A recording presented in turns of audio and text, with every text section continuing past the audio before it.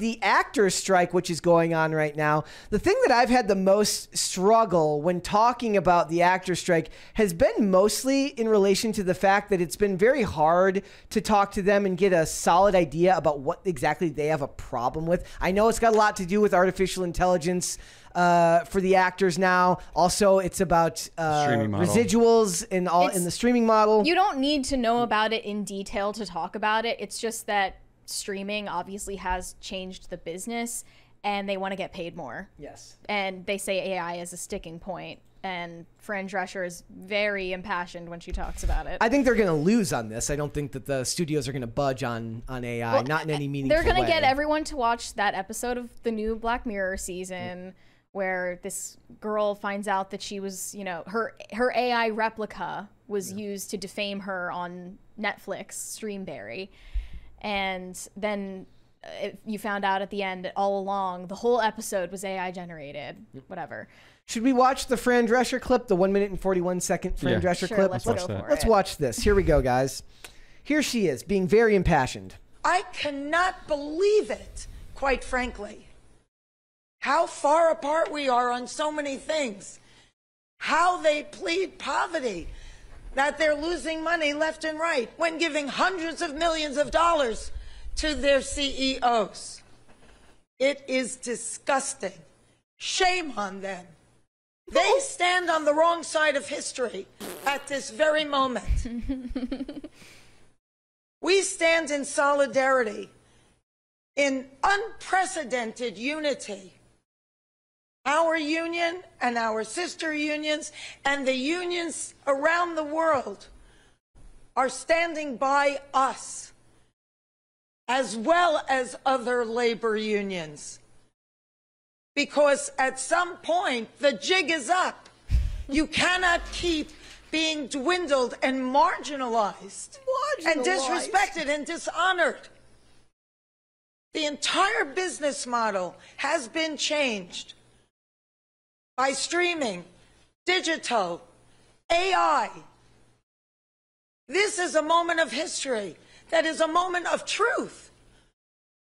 I don't even know what that means. If we don't stand tall right now, we are all going to be in trouble. We are all going to be in jeopardy of being replaced by machines and big business. Our gerbs. Who cares more about Wall Street than you and your family? Most of Americans don't have more than $500.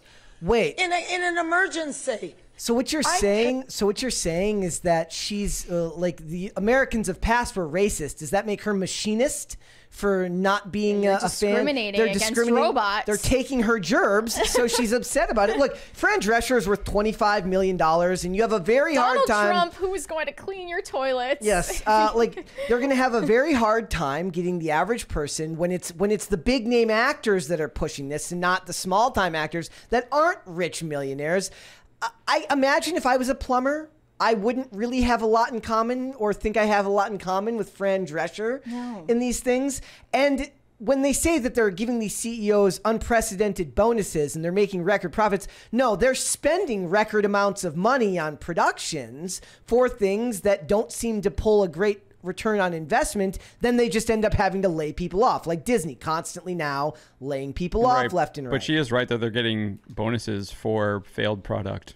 The CEOs get their bonuses, but $100 million, let's put it into perspective. We just did the story the other day where Katie Sackhoff says that the budget for the catering in The Mandalorian is more than all of Battlestar Galactica. $100 million for Bob Iger. If, like, what was his contract was $25 million or $23 million or something like that, with bonuses $50 million or something like that. Secret Invasion cost $212 million to make. So what do you want me to do? Like, you're spending tons of money on stuff that people aren't watching. The writing is garbage. Your actors are activists and your writers are whiners and complainers. I'm not saying that there aren't things that don't need to be changed. I'm saying that you've lost the goodwill of the public that you might have had 20 years ago. Yeah, I'm not going to disagree with you with that. I definitely think that it's hard to be sympathetic towards them because of the activism that they say here. But I mean, I don't know if you want to get into this already, but we have seen some of these lower level actors talk about how they the Walt Disney Company came to the union and wanted to just scan all of the background actors, the people that aren't like Matt Damon or Angelina Jolie or Margot Robbie or whatever the A-list people you want to say are, and they just want to scan them one time, use their image, and then use it in perpetuity, and only pay them like a minimal fee, and basically never have to hire background actors again, because you can just do that with artificial intelligence. So I do see the complaints there, and there is definitely a battle between labor and capital. It's been going on for way longer than I've been alive. And this is just another point in it. And I do think that I do think she makes some points there. I mean, you were just pointing out how Bob Iger is the one who's approving all of these massive productions, and it's not returning, and they're the ones that chose to change the model and everything like that, and they're the ones that chose to lose all this money, and you're still getting money for that. So I don't think that was really part of her conceit there. Like, she wasn't talking about how the projects aren't returning on investment. She's just saying, we're victims. They're victimizing us. That was Brett's point. And it's very intentional that she's using language that's not about her own industry, but just like, we're standing with all laborers across the country. And this is a moment in history where we're all standing together. The A-list Hollywood stars and the plumbers are on the same side in this issue. Maybe she should learn to code.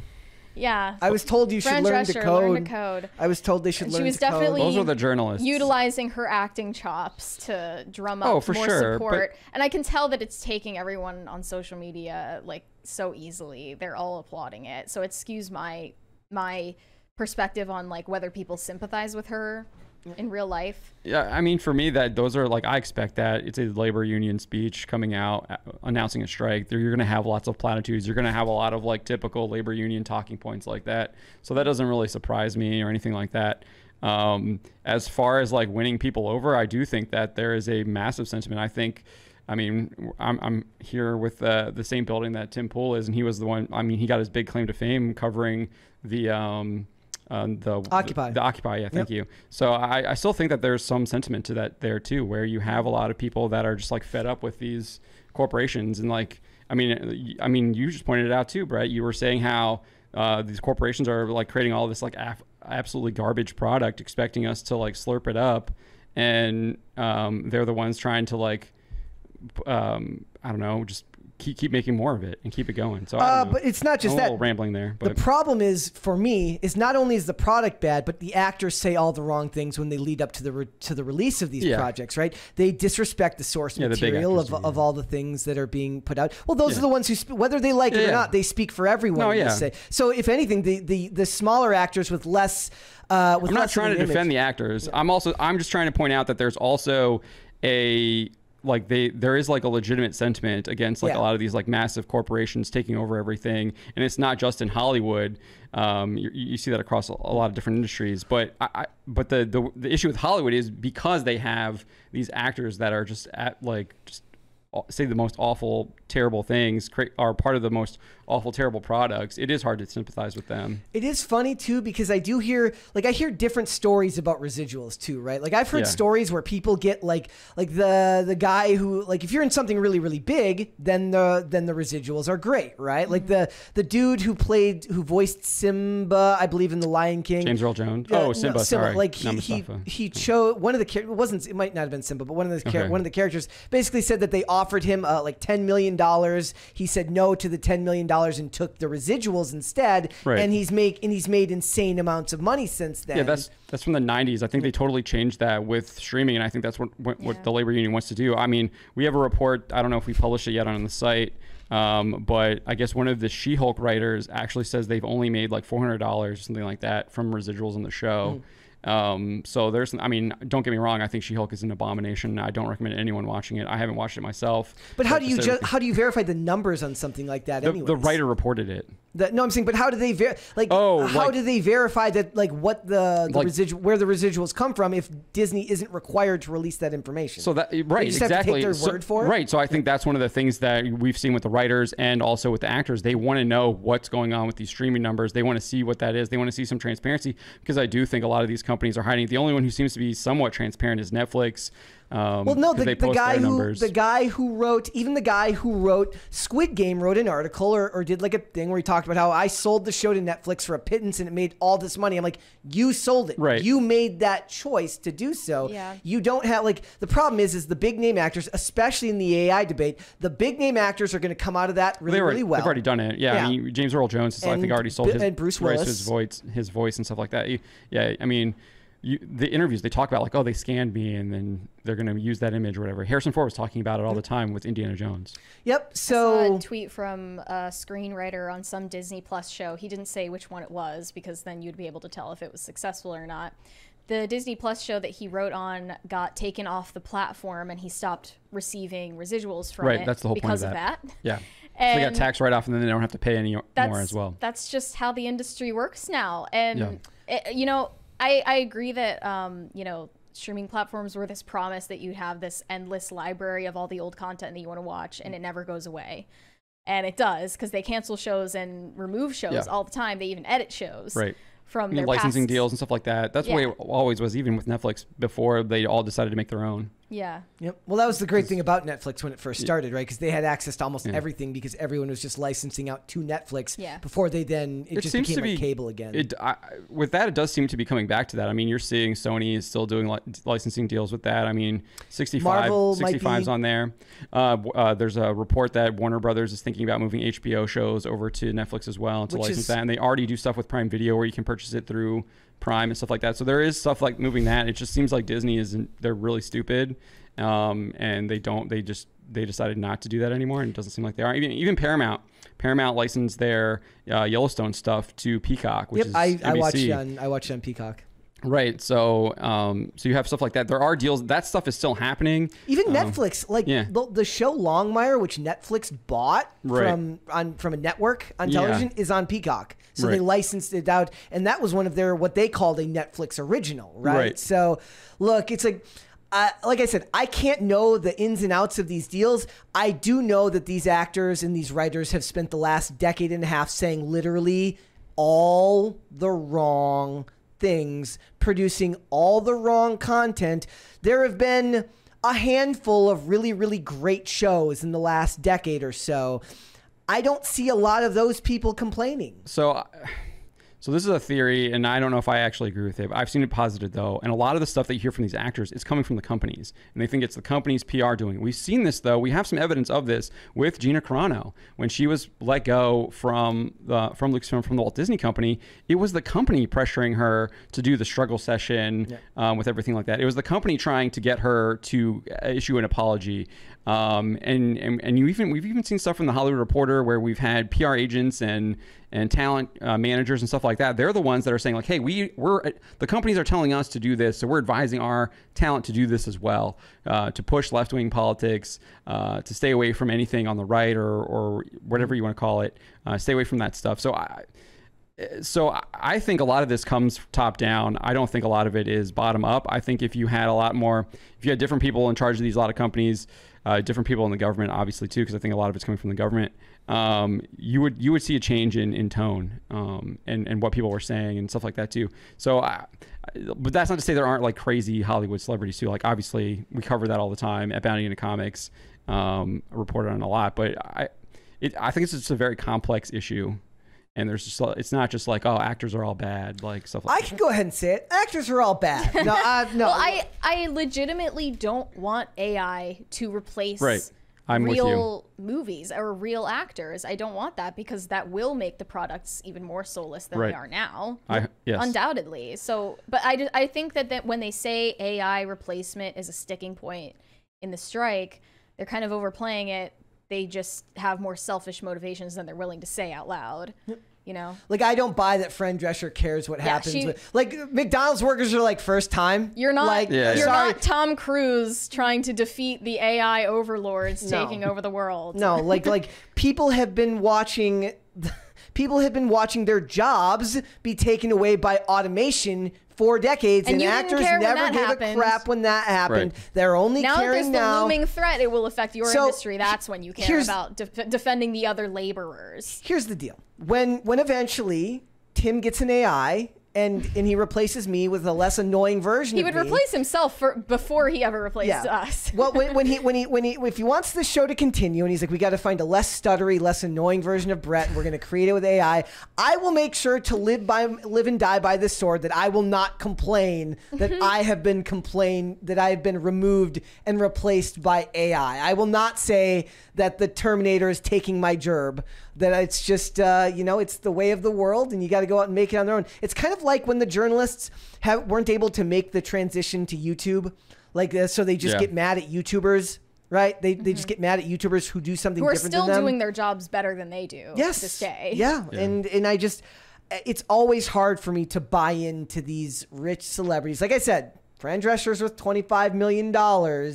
A lot of these actors, too, also own their own production companies now, so they're on both sides of the argument. One of the big reasons to hire Margot Robbie to make the Barbie movie is because she's not just Margot Robbie, the actress. She's Margot Robbie, the film producer with her Lucky Chap company. And look at Tom Cruise. Tom Cruise is now a bona fide, and it's the same thing that they do with a lot of actors. Like if an actor's on a television show, especially network television, for several years, that lead actor eventually becomes an executive producer on the show, right? Because you saw that with Mandalorian with Rick Famuyiwa, or I'm butchering his name, but he was one of the directors and then became an executive producer in the second season. Yeah. One of the things that I do think is interesting about this stuff, though, too, is that we are seeing almost a return to the linear model, because you're seeing Netflix explore ad tiers. We already have ad tiers on Max. It should be illegal. All of it should force me to. You should be forced to charge. Ads should be against the law. I'm just saying. I'm not one for government regulation, but if we could outlaw ads in media, I'd be great. I think certain ads definitely should be all ads more circumspect. Tacti Platty mentions Mark Harmon on NCIS. Yeah, he said as much as he made a lot more just by becoming a producer on that show, and that's the way to go, right? You can you've already got the money and the infrastructure, you might as well become a producer and making a larger return on investment.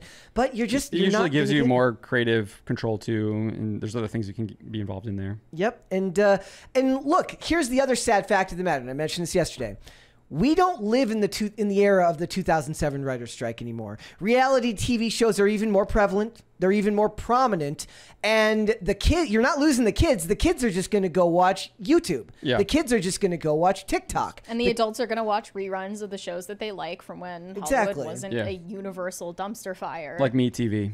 Is it even more John Wayne? When Fran Drescher is screaming that the studios can't exist without us and our creativity and artistry. First of all, I don't believe that these actors, at least the most well-established ones, care about the integrity of their artistic output, whatever.